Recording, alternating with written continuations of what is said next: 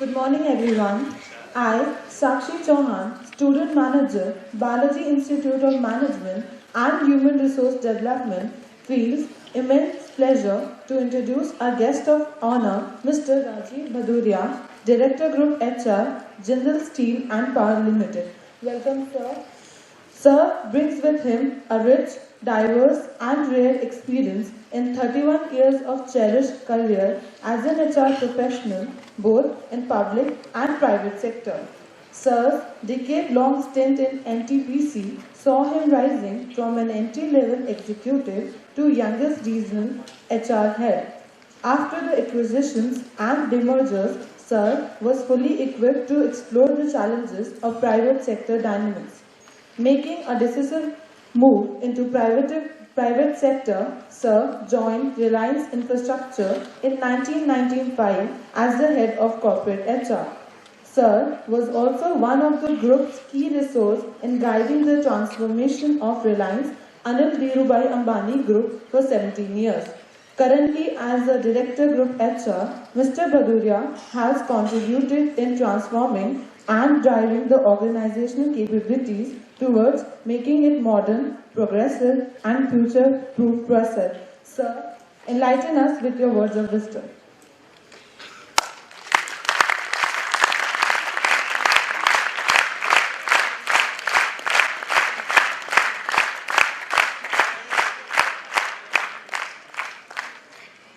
Well, I think, can you all listen to me now? Yes, sir. Thank you. Very good morning to all of you. Good morning, sir. I'm not in a capacity of a guest over here because it's more like a home to me with Professor Bala. In fact, in my association with him going back to more than 20 years from now. So it's always a privilege for me to be here with a person whom I have greatest regard for. But friends, actually, this whole theme of this whole business meet is a very interesting one and a very timely one. Because the challenges of a dynamic business world, this is very important for all of you to understand. It's not just that people say that technology is changing and these are the apps that we are changing into, the world is getting into social media, this and this is happening. It's very fine because technology has overtaken us in many ways. And this will continue to take place. But what is more important is how should we respond to this? And there lies the key. Because we may keep on talking about the wonders of technology, how the communication has, in fact, made the world look very small, how, in fact, the distances have gone away, in fact, and though distances between people and people have been created.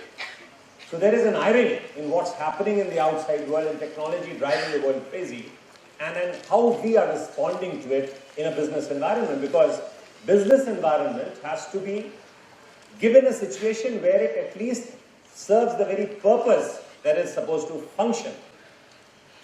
Now, the purpose of business is to actually continue to thrive and survive and be sustainable. But if you say dynamic business environment, it does not help you get one particular model for long.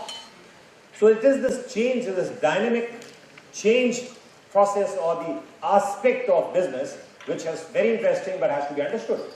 So before, in fact, we get into the house of things, let me say what is this dynamic business environment that you all keep on hearing. But very few of us understand how to respond to it. Now let's go back to a few years back. And what has technology done to the world? Imagine some billions of years ago, there was discovery of fire. And then there was discovery of, or invention of wheel, which is the first technological intervention in human life. And then there were billions of years ago when steam engine was invented. And then computers came in about 250 years. And then later on, we came to overcome the Y2K bug by 2000. And there is an overkill of technology. We must remember that what's happening in those 8 to 10 years, from 2000, 2008, and now, never happened in billions of years ago. 5,000 years of known human history has not undergone the change that we have undergone in these few years. And therefore, it has to have an impact which is fundamentally very, very different. Now, if I were there 30 years back, 35 years back, when we were doing our management and our studies, still the same used to be talked about, that this is changing, you have to change. You have to adapt, upgrade, modify and change. You have to learn new ideas. You have to think out of the box. There is nothing new, friends. And this is what bugs me the most. Wherever I go, it's told that, you change, you think out of the box. But first of all, who the hell asked you to get into the box? And this is something which bewilders me now and bewildered you then. That why are we made guinea pigs? Everybody come and pontificating that you got to change, you got to upgrade yourself, you got to do this, you got to do that. But nobody made me understand why is this happening. So fundamentally, friends, I'd like to be very fair to you. If you understand that technology from internet, there was an overkill of technology that is created once the Y2K bug was, in fact, overcome. This is fundamentally a very, very poignant point that we need to understand. Once it is done, there is an overkill of technology that was never known to mankind. So this change that we are talking about today is of a very, very different order. So you people are, as digital natives, I call you all, the youngsters are digital natives. All of us who are on the wrong side of 40s or 50s are digital immigrants. So we are intruders into your space. Am I right? So as digital natives, you have to be very, very differently modeled. And therefore it is this difference that you have to keep up to. And this difference is some kind of agility, adapting, upgrading, modifying with a very different set of tools. Technology, friends, is just a tool. What is important is how you respond to it with your incisive right side of your brain, your creative side, your parallel thinking process. This is the fundamental difference that has been made now today. In our times, change used to be managed with technology improvement, with incremental improvements. But today, for you, there is a paradigm shift. This is the first time in human history that paradigm shift has really come to be applied in realistic format. And therefore, this is very fundamentally important. So business and dynamic business environment is what does it connote? You must understand. The business driver in around about 2000 was globalization. And therefore, you had the global tools to communicate. Internet came up as an answer to it. The ERPs came up, in fact, to manage your resources in business. But what has happened today is that 8 to 10 years later, in today's context, what you call a volatile, uncertain, complex, ambiguous world, the VUCA world today, the business driver is continual change. Now, as business managers, you have to understand this. Continual change is the business driver, and that is what defines and describes the dynamic business model of today. So that is one thing which we don't even talk about. We have to understand that that is the point A, that is the business dynamic. That means things are changing place today, not over a period of time, as they've happened in human history, but at every given point of time. Technology is becoming redundant the moment it is created. Ideas are getting a shelf life which is not longer than the moment it comes to your mind. So this is the kind of agility, this is the kind of nimble-footedness that is required of all of us to manage this dynamic business environment. The golden rule, therefore, in this time is that there are no golden rules. Now, this is the fundamental thinking that has to be ingrained in all of you. And this is the fundamental change that has to be brought into managing our business practices. Because people talked about, and it was a wonderful presentation of Mr. Pai, where he was trying to bring around that you have to get out of your comfort zone. You have to manage technology where your predictive capabilities have to be developed. But friends, predictive capabilities in an unpredictable world, what a contrast. Is it right? Yes, sir. At one point I say that everything is changing, and then you say develop those predictive capabilities. But no, he was not wrong. He was absolutely right, because the technology of today has enabled you to manage that, have that kind of decision support system, to manage that bit of uncertainty. And these are these decision support tools. Have you all heard of the term called Internet of Everything? Yes, sir. Yes, sir. Now, Internet of Everything, I was also confused as to what is it. Is just a technology tool or a technology swap? But it's not. What it means is that there are people, places, processes, and things networked through a chain of internet connectivity. Now, what does it mean? Every person, everything, every process, every place is interconnected now in a world of internet, and that's what it assumes to be. If it is not, it will be in few years' time, if not longer than that. But once it happens, what it does, it will then give you a hyper-connected, hyper-informed work environment, a global environment where you know practically, and this is available. What does Google connote ultimately? Google is that smaller version of what Internet of Everything would have meant. Google doesn't have the entire wisdom today, but Internet of Everything will have. It will keep you interconnected, hyper-connected, and therefore give you predictive capability. Even in an uncertain world, in short terms, there will always be a point where you will decide in a state of semi-dark. And there will always be a lag and lead issue. You will never have the complete information, but then you have to be agile enough, nimble-footed, to adapt, upgrade, modify, and change. Look at not a short-term vision, you have to have a long-term vision, but short-term activities which will actually align you to that long-term vision all the time. And keep aligning with agility is what is the competence you have to develop. Therefore, our curriculum, the way we teach, the way you learn, and what you learn would become very different. What has happened today is that with technology growing, particularly in the last 50 years, the digitalization has taken place. And a lot of people are very fascinated that when the digital experience in the digital world is going to make a difference. Yes, it's going to make a difference, but not the way we think. It can develop the best of apps. But as in fact Mr. Pai was also alluding to, that human touch has to also be there, in fact, and we cannot lose sight of that. What is important, friends, is that to understand that digitalization has done what? It has now made us understand that parameters are no longer changing sequentially as they used to be earlier. Correct? When change used to take place over a period of time, probably we understood that parameters are changing sequentially and we will have time to respond one by one. But now, in the digital age, what has happened, and that's why I'm trying to get you to the method of what's happening. Because once you see through the method of madness, life becomes simpler for you. And simplicity is the art of handling complexity. So, as an outcome of this talk today, I think I'll have now lesser time because we have to squeeze into the time because we have overshot. So what I'll do is that in the next 30-35 minutes itself, what I'll try to give you that method in the madness, that simplicity. So what you do is that these processes now are not, or parameters are not changing anymore sequentially but simultaneously. Imagine, things are taking place in sequence one by one, and all of a sudden they start happening together. The world doesn't become, is it not that the world becomes more complicated? Yes. More difficult to manage? Yes. And therefore this is this dynamic business world. So you have to understand business in a very, very different context today.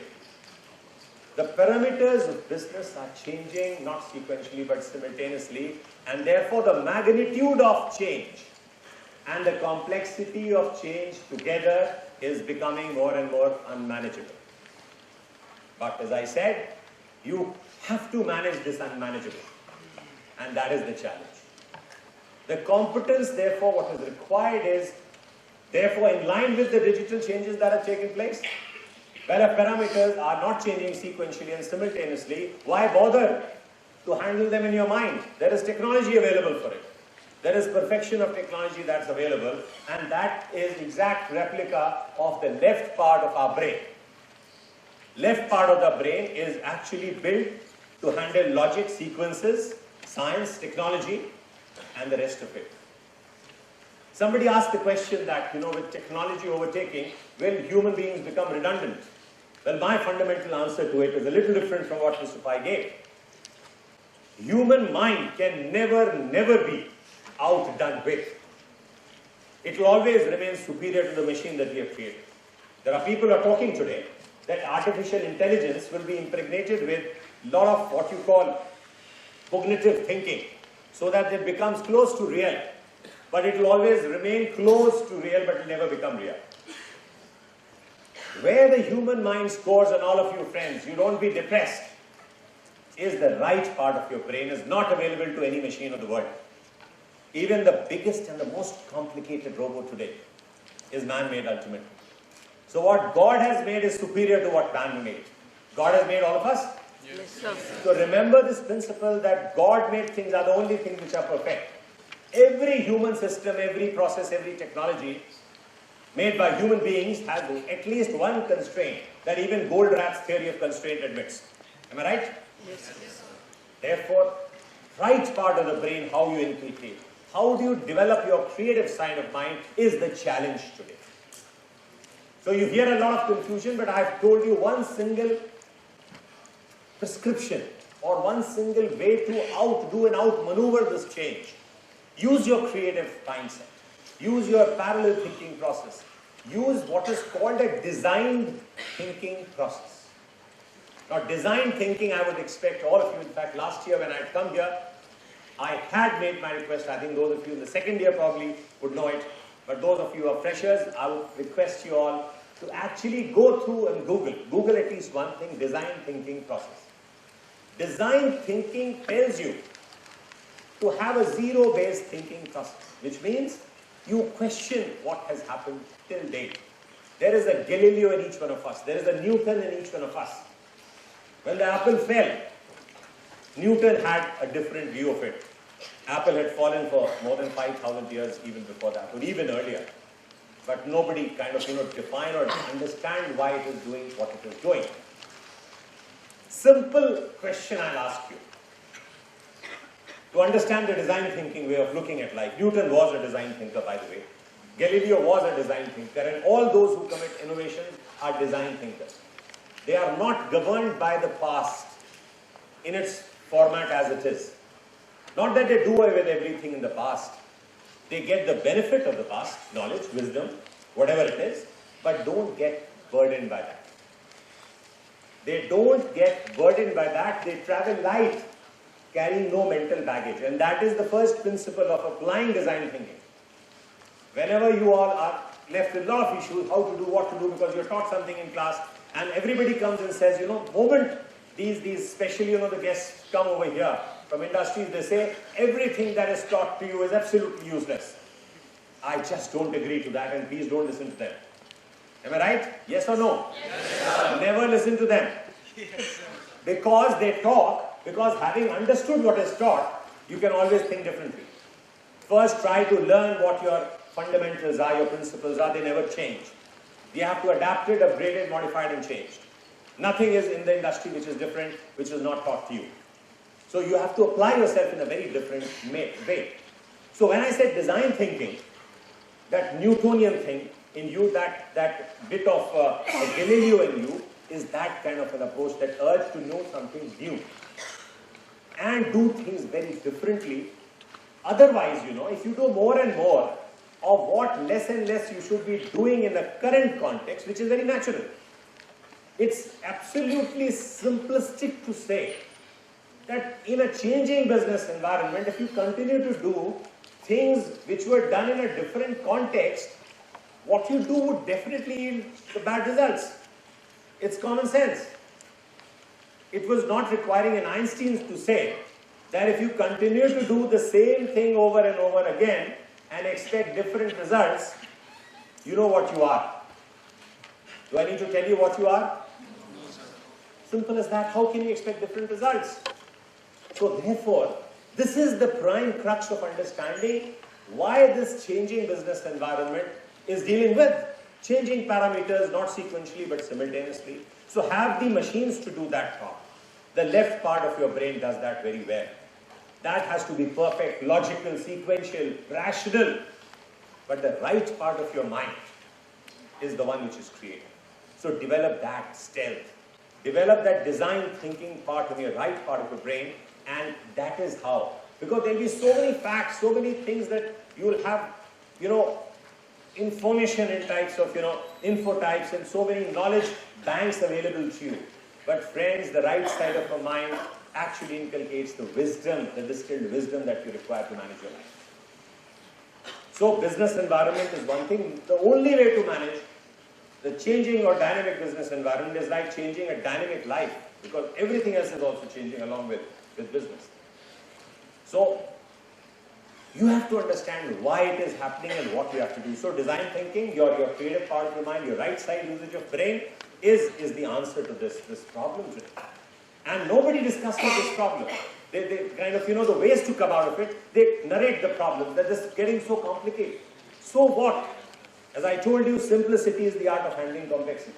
Understand, business changes took place because of overkill of technology A, right? Why did it happen in these last 14, 15 years? Because there was an overkill of technology. Time is getting compressed. Technology is getting redundant every moment. Thought process is getting a smaller and smaller and shorter shelf life. Therefore, you have to adapt, upgrade, modify, change fast. That's principle number one. Principle two is that you have to have a way which is very different today to face this world. This brave new world that you have to face is to be faced only by your right side applicability, your creative solutions. Because we were living in a possible, probable world of the past. In today's context, this is a world of possibilities. Now here I've introduced you a concept which is slightly different, and it's nowhere written in the books. The earlier world, when things were changing in sequence, we sought an answer to cause and effect in terms of the fact that these are the things that are changeable, and if this to this in a controlled experimentation process, you could come out with conclusions saying that other things which are unknown, which could be very few, are ceteris paribus. Am I right? Yes. Controlled experimentation means this: you remove oxygen from this environment and you have all the implications, you can understand all your cause and effect, and this was the probable world. Saying that other things remaining same. But what has happened today? This other things remaining same is no longer relevant. There is no K which is constant because of this overkill of technology. What has therefore happened is that the theory of probability in terms of cause and effect will cease to operate. Theory of probability doesn't operate in a world where unknowns are more than knowns. I'll give you one small example of unknowns being not known to us. Monsoons in India were supposed to be, and all of us have taught geography in class 6, 7 and 8, yes, irrespective of the stream you choose. And we were taught that monsoons in India are an outcome of something happening in the Arabian Sea during hot summers. The water vaporizes and things happen and they touch the Himalayas and then the rain falls.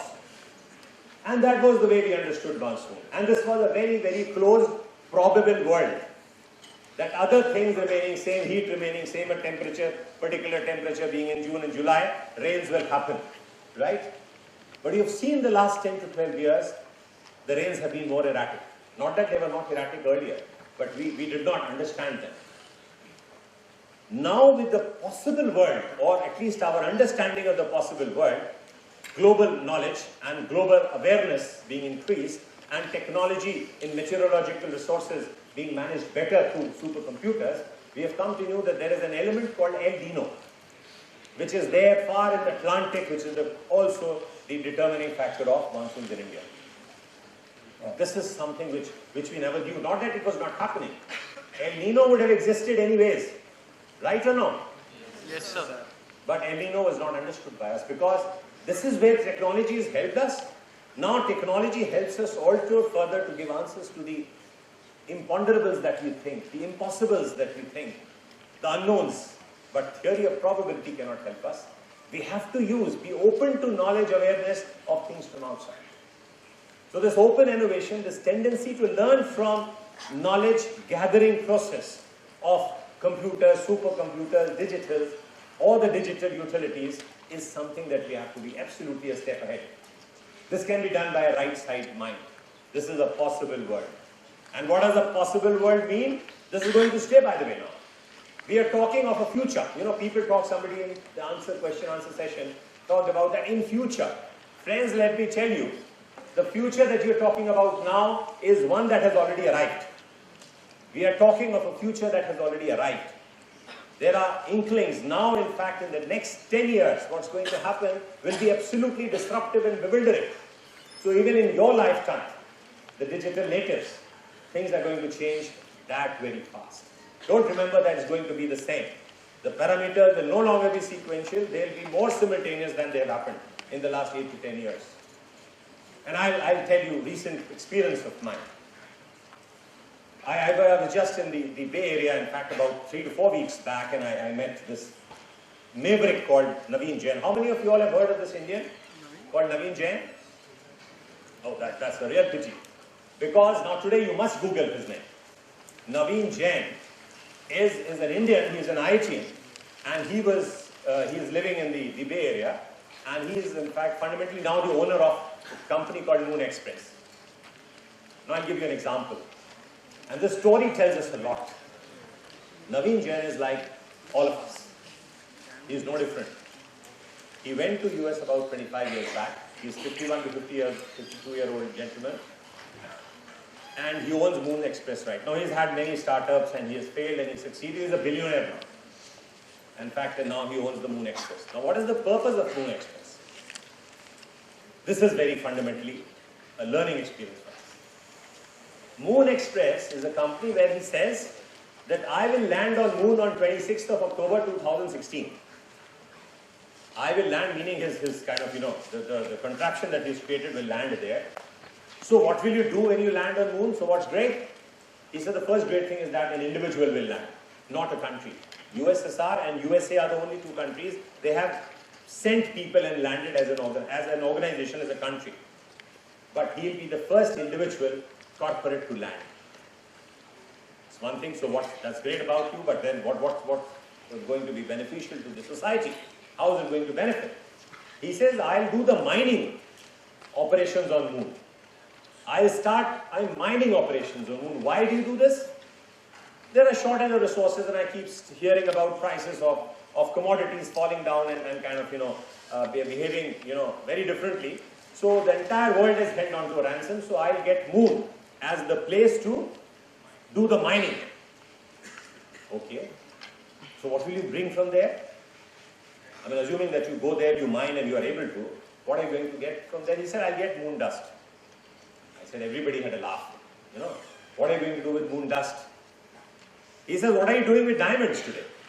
And why are diamonds expensive? Imagine, he says that there's a problem and every problem to me is $1 billion business proposition. This is what Naveen Jain says. He says, why are diamonds expensive? And everybody said, like probably you will also say, it's rare. Am I right? He says, what is rarer than moon dust today? And it strikes you. Which is rarer, moon dust or diamond? So which will be more expensive? And all that Naveen Jain has to say is that people who love their wives will give them diamonds. If they love them more, so there is a business proposition. But friends, what is important here, and why I narrated this incident to you, is not just a joke. Look at the audacity of this person. He is managing the dynamic business world. He is thriving in this business world, and others kind of have a victim mentality. That, oh my God, this is going to happen, that's going to happen, and this is the fear. There are skeptics, fine. But cynics are growing in this world. There is no need to be cynical about change. There is no need to be cynical about the implications of change. If things happen, you'll always have the capacity to your right side of mind, provided you understand that things are different, solutions cannot be the same that I used to apply earlier. But then I asked Naveen Jain even seriously. He said, Naveen, that's fine, I mean this gold dust and this moon dust and the diamond business is fine, but what are you really going to get? And because then the curiosity came to me also that yes, possibly, yes. See, if somebody gives you an idea, doesn't it come to all of us that yes, there is a possibility? Why not get some mineral resources which we lack on Earth from the moon? And why only moon? Then the question is, why only moon? Am I not giving you a method to manage this business, dynamic business model now? Yes. That is how you explore. And he said, seriously, there is enough helium-3 available on moon, which is not available on Earth. I said, fine, what is helium-3 going to do? Helium-3 would provide a non-invasive, clean source of fuel for managing the energy needs of the entire world for the next 250 years.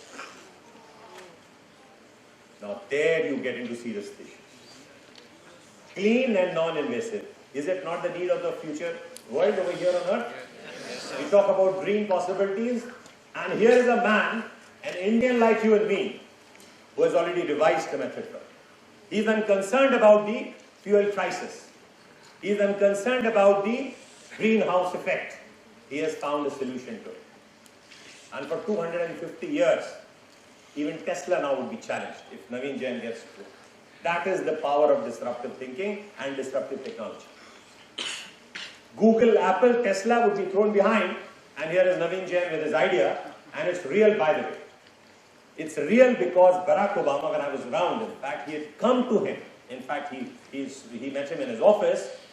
He congratulated him on having got a bill passed in the US Congress saying that whatever is brought from moon on Earth would be his private property, paying the taxes and royalties. So that is one thing.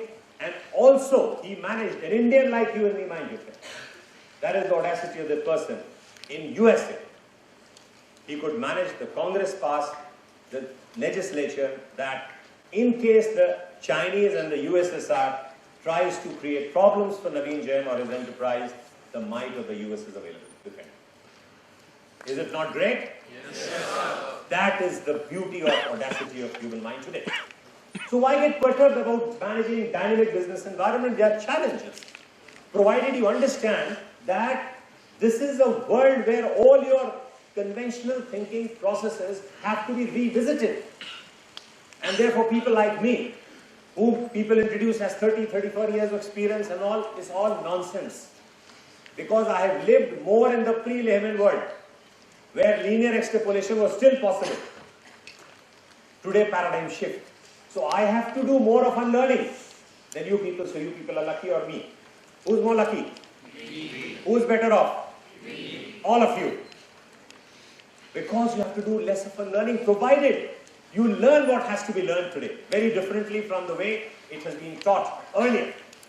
You have to create that Newtonian in you, you have to create that Galileo spirit in you, that instinct of unlearning, learning, relearning. Getting up. In fact, not kind of, succeeding or kind of, making yourself vulnerable to the pressures of change. Leadership today is not in black and white, but in shades of grey. Leadership is not about, finding a place on a level playing field, but finding a new angle in it. Are you getting the point? You can't just say that, you fight for level playing field. It is available today. Technology is a grand leveler. It has filled the lag that we had of 300 years of industrialization not being here in India and China. Don't you think China and India are, in fact, challenging the West? Whatever we may say of the growth rate and things that, things are happening or not happening, the point is that we have overcome that technological gap that was there of 300 years of lack of industrialization. In fact, when the Europe prospered from 1757, in India, the Battle of Plassey was fought in 1757, and we were subjugated to the British rule. And deindustrialization took place, but this technology, wonderful aid to fill in this gap, we have moved ahead. So this is the VUCA world today.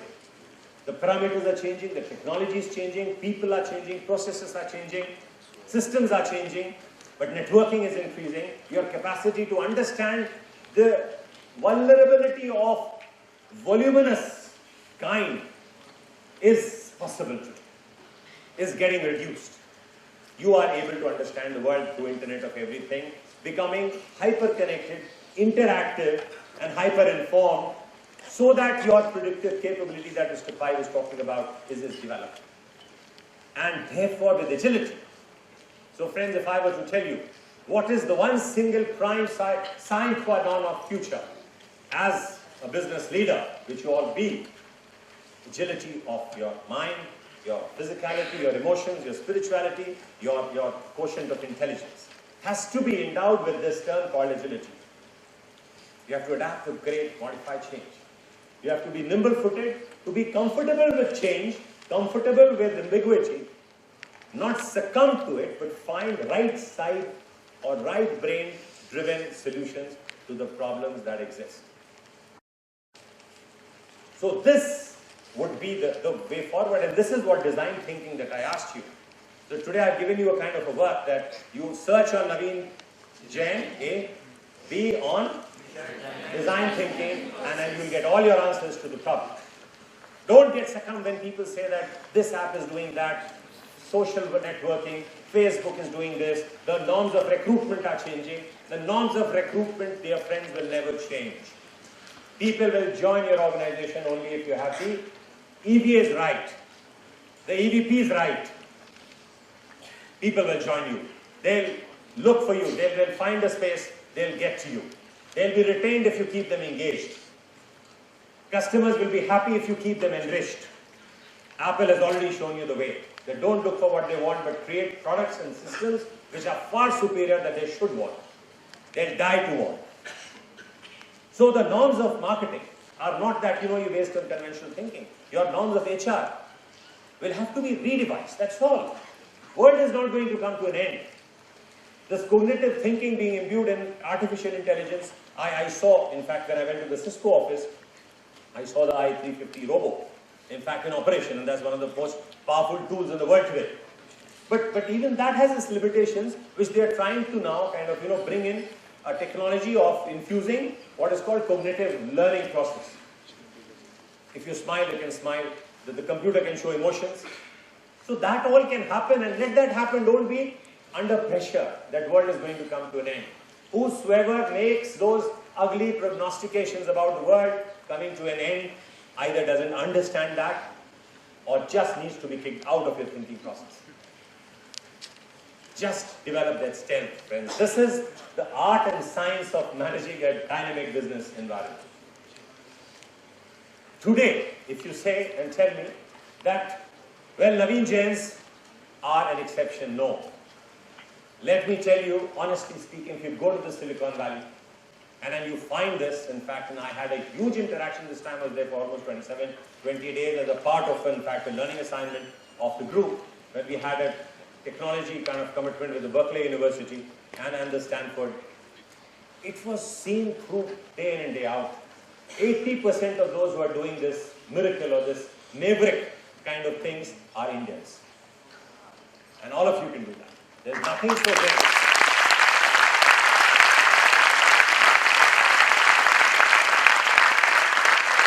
So, the only thing you have to remember is that you have to have a paradigm shift. You can't be linking yourself and remaining rooted or anchored to things which are outdated by definition. Don't just get attached to those things for long. That comfort zone and discomfort, it's make that your comfort zone. My theory to this is that this is a comfort zone and this is a discomfort zone. No. Try to work around that this becomes your comfort zone. Am I right? You find a solution? And all that is required is some bit of right side of brain usage. That's all. Some creative problem solving mechanism. Not getting, what I said, too blinkered and burdened by the past. Burdened by the way you were taught things have been happening. Question it. And have reasonable, rational answers to your problems.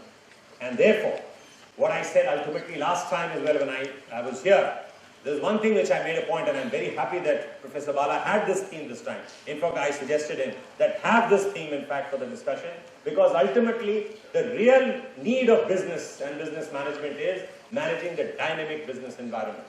We have long lived with equilibriums. And I was discussing in the staff room today that, in earlier times we used to think about equilibrium being the right state to be in. Economics में होता है, law होता है economics में, supply demand create that point of equilibrium. Chemistry, when you're dealing with fluids, you're doing the same thing. In physics, when you're dealing with the same thing. Sociology, equilibrium, social equilibrium. People are afraid of chaos and dynamism, or they associate chaos with a dynamic situation. They say, no, it should be in equilibrium. I should be settled. There is nothing called settlement or equilibrium in life. In chemistry itself, there is a term called dynamic equilibrium. People who know chemistry and have read that and understand fluids, they understand what dynamic equilibrium is all about. In today's context, life is nothing but in a state of dynamic equilibrium in the possible world. If there are possible billions of problems, there's possibility of billions of solutions. You just have to find one place on the moon and the moon dust. And you have to find your own helium-3 somewhere in the universe. That is the catch. And that is the only solution, and that is the only way to look forward and succeed in life. You all are not meant to just exist, but all of you are meant to live. And that's the lesson of life. All the rest, and don't ever go by such myths which people come and create, that all that you are taught here is irrelevant in the industry. Nothing in the industry is happening. It's all happening the way you do it here. The kind of pressures you are here, I've known this institute, I've known Bala sir for so long, I understand the kind of pressures that are there. It may be a little different because by the time you pass out, it would have changed. Are you getting the point? So you have to keep yourself relevant, you have to keep yourself updated and keep changing that, okay, this is the principle of motivation. Today's Maslow hierarchy in motivation is the fulcrum of this motivation theory. I tell you that remains true today also. But in a knowledge workforce context, what has changed in the dynamic business equilibrium, when people talk about high rate of attrition and these kind of things and recruitment or talent not being available, the point is that when the knowledge workforce that we are looking at is driven by a set of values which are different than hygiene. The lower level hygiene today, everybody takes 6 lakhs, 7 lakhs, 8 lakhs package, good working environment to begin with, and kind of, those hygiene needs are met. What every one of you will think for, and I'm very sure that you will be aspiring for, would be an engaging set of work rules. Engagement where you are challenged. Because when we talk of right side, you will define what will reward you will be that challenge, the spirit of challenge, the challenge before you. A boss who understands, who facilitates you to be given freedom, a work environment or a value set in an organization which facilitates the process of inculcating innovation and entrepreneurship, which takes the blame and gives the credit to those who kind of, have an enterprise. So all that we have to say is that these norms and rules that are taught are very important to understand. You understand, your interpretation may change. So friends, one thing that I would like to tell all of you in the first year itself, and those of course who passed out, to keep remembering that you have to be very seriously doing this study. Understand the principles of management that have been taught. They are distilled wisdom. They may have been outdated, but they're not wrong. You have to reinterpret them, unlearn a few and learn new ones. So keep that continuum. Don't just get lost that in the world anything works. Practical world is different from the management world. If it was so, there was no need of management education. And I say with full authority, having got the benefit of the best of education available to me. And I think the education that is given in management is ultimately the one that actually holds you in good stead later. It gives you the same education has given me the capacity to unlearn, learn and relearn. So this is what I thought, and I won't take long, I think. Few things that I wanted to tell you, because I think we're going overshot the time.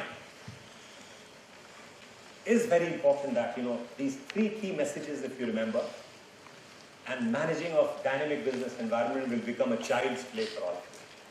Remember that this is a possible world. The world of probability is over, right?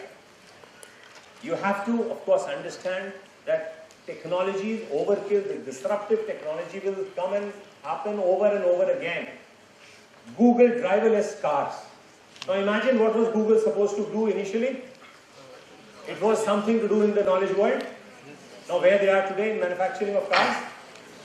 Where would Apple be soon?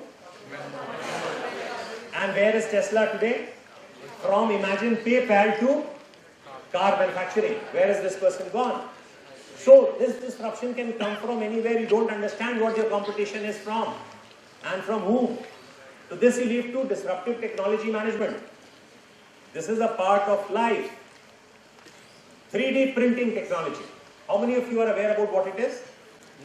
All of you are aware about 3D printing technology. That is going to change the way we construct buildings. So people who are good at 3D printing probably, and they mastered that piece, they will be the ones who can disrupt the entire construction industry of the world. Imagine what's going to happen. The kind of wealth that will be unlocked and the kind of wealth that will be destroyed. A Burj Dubai can be constructed every 3 months. Now is that power which is known to us earlier? Could anyone would have imagined? The audacity of human mindset, the left part of the brain is very important. Don't underestimate it also. Because that is what is providing you technology of this kind. Before I end, I must give you an example of what's happening with the kind of, developments that are taking place across the border. Stanford University, you all have heard, Yes. And I was also very fascinated. I've been there many times, in fact, and I've talked to people and I've had an opportunity to deliver a few talks. But what has happened is that I saw this time the Stanford Hospital, and they are rebuilding, or in fact enlarging the scope of the existing hospital and constructing a new hospital altogether within the same campus. And you know what they're doing and why they're doing it? It's a 20,000 bed hospital, which is under construction. I could see almost 70% of the work being done already. You know why they're doing it? San Francisco is a earthquake prone area. A lot of earthquakes which keep coming and happening. So it is being built as a disaster management center. Just in case the rest of the world gets destroyed, this hospital will act as a disaster relief place. It is built on wheels. 20,000 bedded hospital will be able to survive 7 days of no requirement of from anywhere else in electricity, its own, its own energy needs, its own fooding and hygiene, and everything will remain as if nothing has happened. Now imagine what a human effort it will require. How will you every day, every moment they wait that if earthquake happens this moment, 7 days from now. This moment, 7 days from now. How do you store food? How do you manage food? How do you think of that management, that this possibility is going to come and we are going to manage it? That is the level of preparedness, which means there is never a moment when they can blink. Am I right? Yes. You built up, and it will be built, I think, by 2016 end. It will be complete, it's on wheels, and it can, take care of the earthquake pressures of, I am told, beyond 15 on the Richter scale as well. Which means it is designed to be foolproof so far, known to human history. And they will be able to act that as a place where they can do this and manage the disasters that occur, or they are likely to occur. So, this is the might of human industrious nature, character, and the technology which is driving. So you have to love to embrace technology. You have to learn to be one with it, understand, get over it, because you are the ones who created it. Technology, you must understand that there is one day shortened and his target is there. So if he can do that, why can't you do anything that you want? So thank you, friends. I think it was